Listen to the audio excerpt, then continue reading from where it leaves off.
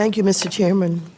Since the passage of Dodd-Frank, we have seen piecemeal attempts by our colleagues on the other side of the aisle aimed at undercutting Wall Street reform, whether through legislation in this committee or budget riders on the House floor or through endless, meritless investigations.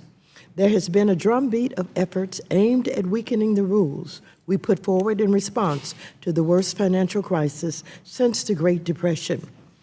This is all part of a massive deregulatory agenda, not to make America great, but to put the needs of special interests above those of working Americans and leave taxpayers footing the bill.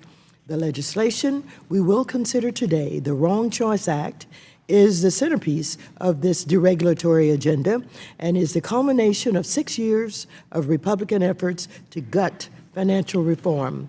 It recycles every bad idea this committee has ever generated, adds a few more bad ideas on top, and creates an omnibus of special interest giveaways that invites the next financial crisis. The hearing convened today is especially focused on Title I of the Wrong Choice Act, which gives banks a hall pass from Wall Street reform if they achieve a 10% capital ratio. Let me be clear, this idea is not serious. While credible financial reformers have proposed strengthening capital requirements in exchange for some regulatory relief for community banks, the Wrong Choice Act is not that bill. In fact, it takes the names of true financial experts in vain by stealing their ideas and weakening them. It then tries to rebrand these weak ideas as reform. Namely, the Wrong Choice Act contains none of the guardrails of the other proposals, including limits on banks, derivatives activity. It has no caps on bank mergers, meaning big banks will only get bigger. And the capital standards in this bill are far weaker than those proposed in bipartisan Senate legislation, which itself doesn't also repeal Dodd-Frank as this bill does. It's why Governor Tarullo of the Federal Reserve, when asked about this legislation, said it would, quote, incentivize banks to move forward such riskier assets, unquote, and that capital levels, quote, would have to be substantially higher to have regulators comfortable, quote, unquote. What's more, this bill makes other radical changes to our financial regulatory framework that would harm consumers and the greater economy. By repealing the living wills requirement, it does nothing to shrink mega firms or ensure that they could be resolved if they fail.